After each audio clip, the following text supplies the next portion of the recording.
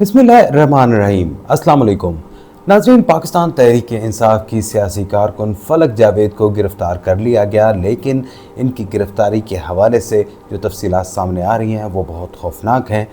ये इनको जो है बताया जा रहा है कि अज़मा बुखारी जो वहाँ पर पंजाब हुकूमत की तर्जुमान है, वज़ीर इत्तलात हैं, उनकी फ़ेक वीडियो फैलाने के इल्ज़ाम में गिरफ़्तार किया गया है। जहाँ पर लाहौर में लाहौर की एक अदालत ने उनको 5 रोज़ा जिस्मानी रिमांड पर नेशनल साइबर क्राइम एजेंसी के हवाले कर दिया है, जहां पर उनसे तहकीकात की जाएंगी। नाज़रीन, ये सब वाक़या हुआ क्या था और किस तरह से फलक जावेद की गिरफ़्तारी हुई, इस हवाले से आज के वीलॉग में हम बात करेंगे। लेकिन उससे पहले अगर आपने अब तक हमारे इस चैनल को सब्सक्राइब नहीं किया तो ज़रूर कीजिए, ताकि आपको हमारी तमाम वीडियोज़ बर वक्त मिल सकें। नाज़रीन, फलक जावेद और सनम जावेद ये दो बहनें काफ़ी अरसे से पाकिस्तान तहरीक इंसाफ की सियासत में नज़र आ रही हैं। ज़्यादातर इनका ठिकाना जो है मौजूदा दौर में वो खैबर पख्तूनख्वा में होता है। पेशावर में ये सरकारी मेहमान के तौर पर वहाँ पे रहती हैं। लेकिन ये जो दोनों किरदार हैं, ख़ासे इनके ऊपर जो है वहाँ पर एतराज़ात होते हैं, इनके ऊपर जो है बहुत ज़्यादा बातें होती हैं। गुज़िश्ता दिनों इनका जो था वहाँ पे सनम जावेद का अलाउद्दीन के नाम से एक ट्विटर अकाउंट था, उसके ऊपर झगड़ा होता रहा। इनके हवाले से मुख्तलिफ़ इल्ज़ामात जो हैं वो सामने आते हैं। कहा जाता है कि इन्होंने KPK गवर्नमेंट को ट्रैप कर लिया है। अली मीन गंडापुर के साथ इनके स्कैंडल जो हैं वो बनाए जाते हैं।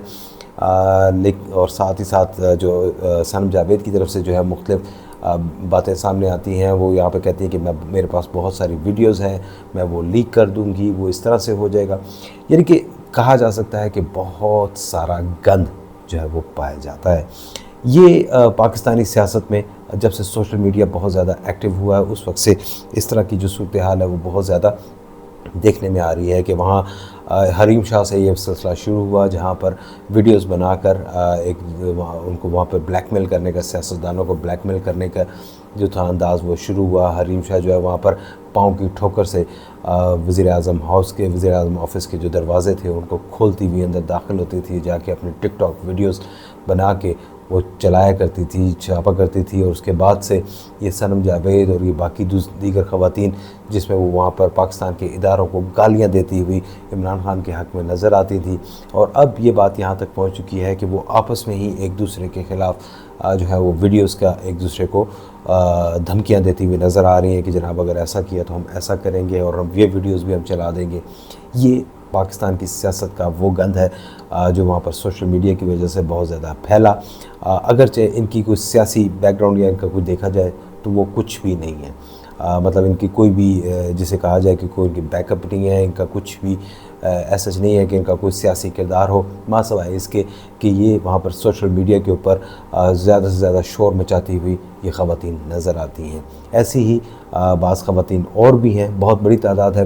बिलखुसूस पाकिस्तान तहरीक इंसाफ में इनकी एक बहुत बड़ी तादाद है, इनकी फॉलोइंग भी है। लाखों के हिसाब से इनको लोग जो PTI के वर्कर्स हैं वो इनको फॉलो करते हैं। लेकिन इन्होंने गुज़िश्ता कुछ अरसे में पाकिस्तानी सियासत में जिस तरह का जो गंद पैदा किया है वो बढ़ता ही जा रहा है। गुज़िश्ता साल अगस्त के महीने में वहाँ पर अज़मा बुखारी 24 और 25 मई की दरमियानी रात को जो पाकिस्तान की पंजाब की वज़ीर इत्तलात हैं अज़मा बुखारी, उनकी एक वीडियो जो थी, नाज़ेबा वीडियो जो थी वहाँ पर, जो उनकी नहीं थी लेकिन उनके नाम से शेयर की गई, जो कि फलक जावेद जो यहाँ पर सनम जावेद की बहन है, इनकी तरफ से वो शेयर की गई। और उसमें वहाँ पर उस नाज़ेबा वीडियो के ऊपर इल्ज़ाम लगाया किया गया ये यहाँ पर जो है वहाँ पे अज़मा बुखारी की है, जबकि दर हकीकत वो AI से बनी हुई एक वीडियो थी जिसको उन्होंने उसके नाम के साथ शेयर किया। और जैसे ही वो उन्होंने X अकाउंट पर शेयर की, उसके बाद जो पाकिस्तान तहरीक इंसाफ से मुंसलिक अकाउंट्स थे उन्होंने उसको तेज़ी से जो था वो शेयर करना शुरू किया और कुछ ही देर में वो लाखों की तादाद में वो वीडियो शेयर कर दी गई। इसके ख़िलाफ़ अज़मा बुखारी ने जो था और नेशनल साइबर क्राइम एजेंसी, उस वक्त FIA के ज़ेरे तमाम था ये साइबर क्राइम सेल, बाद में नेशनल साइबर क्राइम एजेंसी के पास गया तो उन्होंने वहाँ पर उसमें बाकायदा तौर पर एक दरख्वास्त दायर की और उसमें फलक जावेद का उन्होंने उसको नॉमिनेट किया कि जनाब इन्होंने जो है यहाँ पे वीडियो बनाई और उसके बाद उसको फैलाई। उसके उनके ख़िलाफ़ जो पीका एक्ट के तहत जो था मुकदमा दर्ज किया गया था। लेकिन ये इसके बाद बताया जाता है कि खैबर पख्तूनख्वा में जाकर वहाँ पर रूपोश हो गई, वहीं पे वो रह रही थी। लेकिन अब जो है बताया जा रहा है कि इनको इस्लामाबाद से गिरफ़्तार किया गया है। हमारी जो इतलात है उसके मुताबिक ये इस्लामाबाद के सेक्टर F10 के एरिया में यहाँ मौजूद थी। लाहौर पुलिस जो है वो यहाँ पर इस्लामाबाद पहुँची और उन्होंने इस्लामाबाद पुलिस के साथ रब्ता किया और उनको मामलत के लिए उनसे रिक्वेस्ट की, जिसके बाद वहाँ F10 के एरिया में एक घर के ऊपर छापा मारा गया, जहाँ से फलक जावेद को गिरफ़्तार कर लिया गया। गिरफ़्तार करने के बाद उन्हें लाहौर मुंतकिल किया गया। अगर जो रिपोर्ट है उसमें लाहौर में ही इनकी गिरफ़्तारी ज़ाहिर की गई है, लेकिन जो हमारी इतलात है उसके मुताबिक इन्हें इस्लामाबाद से ले जाकर लाहौर पुलिस ने लाहौर में इनकी गिरफ़्तारी शो की है। अब जो है वहाँ पर गुज़िश्ता रोज़ जो था इनको अदालत में पेश किया गया, जो है अदालत में पेश किया गया तो उन्होंने वहाँ पर उनसे 30 रोज़ के जो जिस्मानी रिमांड था उसकी इस्तदा की थी और कहा कि जिनके हवाले से ये 2 मुकदमात में मतलूब हैं। और ये 2024 का वाक़या था जिसमें उनकी गिरफ़्तारी जो है वो इस वक्त डाली गई है। इनको 5 रोज़ का जो जिस्मानी रिमांड था वो अदालत ने इनका दे दिया और कहा कि जी इनके जो तफ्तीश की रिपोर्ट है वो आइंदा रिपोर्ट जो है वो अदालत में पेश की जाए। और इसके अलावा जो उनकी बहन है सनम जावेद, वो उनके ख़िलाफ़ भी बताया जा रहा है कि वो वहाँ पर उनको वो 9 मई के एक केस में उनको 5 साल की सज़ा जो है वो सुनाई जा चुकी है, लेकिन वो अभी तक खैबर पख्तूनख्वा में रूपोश हैं।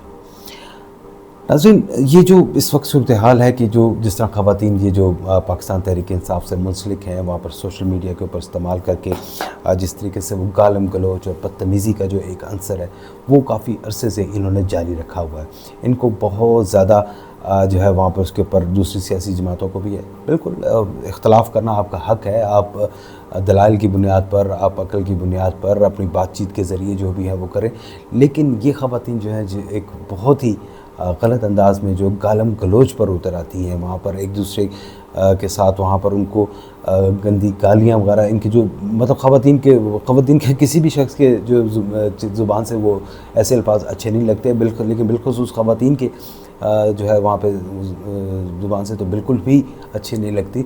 लेकिन ये जो ख़वातीन है बहुत अरसे से लगातार ऐसे ही कर रही हैं कि सिर्फ व्यूज़ के लिए, टिकटॉक के लिए या वहाँ पर दीगर जो वहाँ पर शॉर्ट्स वगैरह या रील्स बनवाने के लिए वो ऐसी ज़ुबान इस्तेमाल करती हैं कि जिससे दूसरे की इज़्ज़त नफ्स को बुरी तरह से मजरूह किया जाता है। ये लगातार ऐसे अल्फाज इस्तेमाल कर रही हैं। खैबर पख्तूनख्वा में ये जाकर वहाँ पर रूपोश हो जाती हैं, वहाँ पर इनको सरकारी प्रोटोकॉल मिलता है, सरकारी इनको घर मिलते हैं, वहाँ गाड़ियाँ मिलती हैं और ये वहाँ पर पार्टी की मुख्तलिफ़ जो तकरीबात होती हैं उनमें शरीक होती हैं, वहाँ पर मुख्तलिफ़ वीडियोज़ जो हैं वो इनकी तरफ से बनाई जाती हैं। लेकिन असल सवाल ये है कि क्या इनका पाकिस्तान तहरीक इंसाफ में या इनकी पार्टी में कोई इनके पास ओहदा मौजूद है? क्या ये पार्टी की कोई ओहदेदार हैं? क्या कोई किसी डिसीजन मेकिंग में इनका कोई हिस्सा है? तो इस सब का जवाब है कि बिल्कुल भी नहीं। इनका कोई ताल्लुक़ पार्टी के साथ उस तरह से नहीं है, मासिवाय इसके कि ये एक कारकुन हैं, एक वोटर हैं। लेकिन इसके बावजूद ये तमाम ये फलक जावेद या सनम जावेद ये ऐसे अपने आप को पोर्ट्रे करती हैं कि जैसे पार्टी इन्हीं के सर पर चलती है। बाद में जो सनम जावेद थी उनको जो था वहाँ पर इलेक्शन लड़वाने की भी मखसूस नशिस्तों पर उनको मेंबर बनवाने की, पंजाब असम्बली बनवाने की भी कोशिश की गई। तो आप इससे जो है वहाँ पर सियासत का अंदाज़ा लगाया जा सकते हैं कि जहाँ पर मुखालफिन के ख़िलाफ़ सिर्फ टिकटॉक करना, उनके ख़िलाफ़ बोलना, गंदी ज़ुबान का इस्तेमाल करना, वो उनको रुकन असम्बली बनाने के लिए काफ़ी समझा जा रहा है। माजी में जो था वहाँ पर अगर किसी ने रुकन असम्बली बनना है तो उसके लिए उसकी तालीम के साथ साथ उसकी जो मुख्तलिफ जो अहमियत होती थी कि उसके सियासी ख़यालात क्या हैं, उसके सियासी नज़रियात क्या हैं, उसके लिए पार्टी के लिए क्या खदमात हैं, इन तमाम चीज़ों को ज़ेर गौर लाया जाता था। लेकिन मौजूदा दौर में सिर्फ टिकटॉक के ऊपर आपने किस कदर मुखालफिन को जो है वहाँ पर लताड़ा है, आपने उनके ख़िलाफ़ क्या क्या हर्जा सराई की है, इस बात को अहमियत दी जाती है और पाकिस्तान तहरीक इंसाफ में बिल्कुल ऐसा ही हो रहा है। इन दोनों ख़वातीन के जो किरदार हैं वो ख़ासे मशकूक से हैं। ये इनके हवाले से जो है वो कभी इनके स्कैंडल कभी किसी के साथ होते हैं, कभी किसी के साथ होते हैं, लेकिन बहरहाल ये उनका मसला है। हम इस चीज़ के ऊपर नहीं जाते, हम सिर्फ उनके जो एक्ट्स हैं हम उनके ऊपर बात करेंगे कि उन्होंने जिस तरीके से फलक जावेद ने एक बग़ैर तस्दीक के एक वीडियो वहाँ पर अस्मा बुखारी की उन्होंने शेयर की, एक इंतहाई नाजेबा वीडियो थी जो बिल्कुल किसी सूरत किसी की ना बननी चाहिए, किसी भी खातून की नहीं बननी चाहिए, लेकिन उसको जिस तरह से प्रमोट किया गया, जिस तरह उन्होंने उसके ऊपर किया, अब जो है वहाँ पर उनको बाकायदा तौर पर गिरफ़्तार कर लिया गया है। और मेरा ख़्याल है कि जब ये बाकायदा केस चलेगा, क्योंकि उन्होंने वो वीडियो बाद में अगरचे डिलीट की थी लेकिन उसके स्क्रीनशॉट्स वगैरह मौजूद हैं, अब उनको इस बात से वो इनकार भी नहीं कर सकती कि उन्होंने ऐसी वीडियो शेयर नहीं की। अब वो वीडियो बनाई किसने थी, अब उसके हवाले से भी तमाम तर तफसीलात देनी होगी। फैलाई जो थी वो किस तरह से फैलाएगी, और उसमें जो PTI के अकाउंट्स थे वो भी अब इसमें साथ शामिल होंगे। तो मेरा ख़्याल है कि ये कुछ आसान नहीं होगा फ़लक जावेद के लिए, क्योंकि एक मतलब किसी भी खातून की नाजेबा वीडियो बना के उसको फैलाना एक संगीन जुर्म है, जिसके ऊपर पीका एक्ट के मुताबिक जो है उनको काफ़ी सारी सज़ा जो है वो हो सकती है, 5 से 10 साल तक की उनको सज़ा दी जा सकती है। लेकिन ये अदालत का काम है कि वो इस बारे से क्या फ़ैसला करती है। अस्मा बुखारी जो है वो इस बात पर पीछे हटने को कतअन तैयार नहीं है, और उन्होंने कहा है कि वो इसको मंतकी अंजाम तक पहुंचाएंगी, और बिल्कुल पहुंचाना भी चाहिए। किसी भी खातून के अगर इस तरह की वीडियोस बना के अगर वो शेयर की जाती हैं और वहाँ वो फैलाई जाती हैं, तो लाज़मी तौर पर उस पर सज़ा का अमल लाजमी होना चाहिए, क्योंकि जब तक चंद अफराद को ऐसी सज़ाएँ नहीं होंगी उस वक्त तक ये सिलसिला किसी तौर भी नहीं रुकेगा। हमारे साथ रहने का बहुत बहुत शुक्रिया। अल्लाह हाफ़िज़।